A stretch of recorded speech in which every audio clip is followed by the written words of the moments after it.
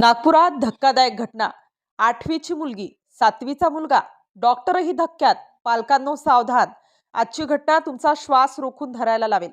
आज आपण एका अशा घटनेबद्दल बोलणार आहोत की ज्याने संपूर्ण महाराष्ट्रातील नाही तर देशातील पालकांच्या मनात धडकी भरली आहे। कथानक जरी का गावातलं असलं तरी त्यातून मिळणारा इशारा प्रत्येक घरासाठी आहे। शांत साधं सुखी गाव। लोकांच्या रोजच्या आयुष्याच्या गडबडीत कुणालाही कल्पना नव्हती की या गावात एक असा स्फोटक प्रकार घडणार आहे ज्याने संपूर्ण वातावरणच हादरवून टाकलं। घटना सुरू होते एका साध्या कुटुंबापासून।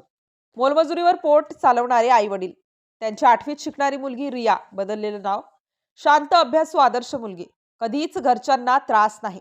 पण गेल्या काही दिवसांपासून रियाच्या वागण्यात काहीतरी बदल दिसत होता। ती कमी बोलू लागली होती, शाळेतून येताना थकलेली दिसायची, घरी आल्यावर लगेच झोपून जायची। आईला वाटलं हुशार मुलगी आहे, कदाचित अभ्यासाचा ताण असेल। एक दिवस सकाळी रिया अचानक पोट पकडून बसली। आई घाबरली, शिळ काही खाल्लंस का? रिया काहीच बोलली नाही, मात्र वेदना वाढतच गेल्या।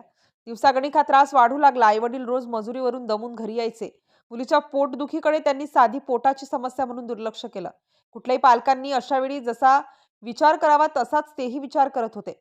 पण एक दिवस रिया असह्य वेदनेने ओरडली। आता आईने वेळ घालवला नाही, ती तिला नागपूर जवळील एका खासगी दवाखान्यात घेऊन गेली। डॉक्टरांनी तपासणी केली, थोडा वेळ रूममध्ये गेले आणि काही मिनिटांनंतर ते परत आले तेव्हा त्यांच्या चेहऱ्यावर एक विचित्र गंभीरपणा होता। आईच्या हातात एक रिपोर्ट दिला गेला। त्या रिपोर्टवर नजर गेल्याबरोबर आईच्या पायाखालची जमीन सरकली। आई थरथरली। हे खरं असू शकतं का? डॉक्टरांनी सांगितलेली गोष्ट तर डोळ्यांसमोर अंधार आणणारी होती। डॉक्टर म्हणाले, तुमच्या मुलीबाबत लगेच काउन्सिलिंग करावं लागेल। कुठल्याही आईवडिलांच्या हृदयाला चिरून टाकेल अशी बातमी होती ती। घरी पोहोचल्यावर आई रडतच रियाला समोर बसवते। रिया, हे काय आहे? काय झालंय? तू कुणाशी बोलू शकतेस? मला सांग। शेवटी रियाने हळूहळू सत्य उघड करायला सुरुवात केली। रिया रोज शाळेत जाण्यापूर्वी एका मैत्रिणीकडे जायची। त्या मैत्रिणीचा लहान भाऊ, 7वीत शिकणारा, सरळ, निरागस, शांत। दोघांची मैत्री झाली। मैत्री हळूहळू वाढली। दोघांचं वय कमी, समज कमी।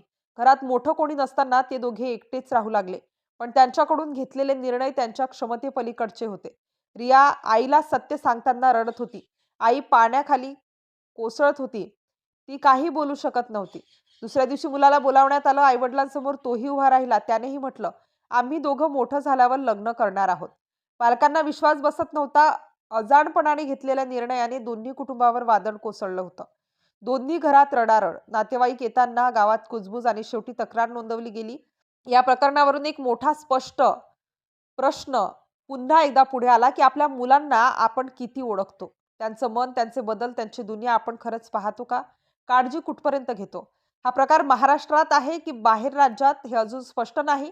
पोलीस तपास वेगात सुरू आहे। मात्र एक गोष्ट निर्विवाद आहे, ही घटना देशातील प्रत्येक पालकांसाठी प्रचंड मोठा इशारा आहे।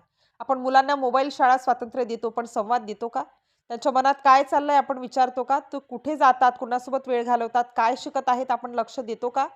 पालकांनो, ही घटना फक्त एक रिपोर्ट नाही, एक आरसा आहे।